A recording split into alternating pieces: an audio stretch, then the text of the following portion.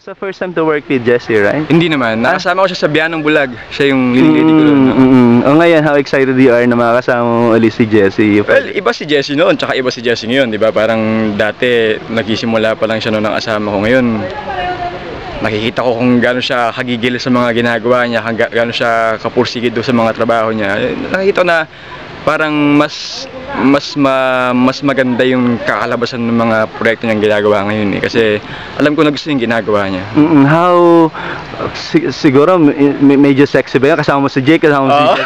Medyo mas daring ba yung mga roles na gagampanan niyo? If you have any idea, nabasa mo na ba yung script? Hindi pa.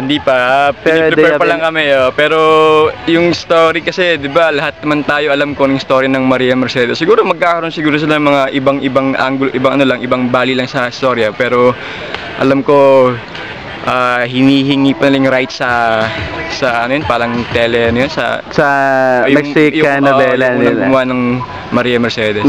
So, ano yung magiging role mo ba? Siguro pwede na kasi parang in-announce na rin yata ni Jesse before na okay. Siguro ako si Clavio. Clavio ba? Clavio. Yes, Claudio. Na magiging katriangle si ano ba?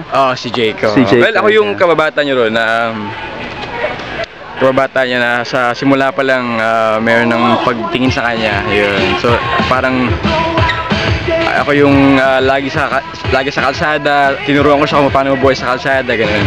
So malamang this is more sexy. Makikita talaga yung abs and makikita yung kaya pinaghahandaan ko. Kaya anong ginawa mo rito, talagang ready to ano. Kamusta naman pala how you maintain yung fitness and how do you prepare for the role? Pag wala kasing ginagawa, addict kami sa physical activities eh. Basketball, nag-bike ako. Ngayon nga medyo pumayat ako kasi lagi ako nag-bike tsaka ano. So kailangan ko pa mag-gain siguro mga 5 o 7 pounds. Kailangan mo mag-gain pa ng weight pa ng konti. Para mas maganda. Ano bang routine na ginagawa mo usually once you do the workout?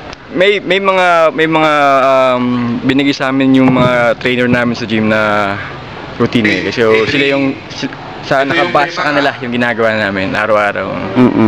Tawag dito, may mga bawal bang food or may mga may mga well, kung magpapalaki ka, kahit anong kainin mo, okay.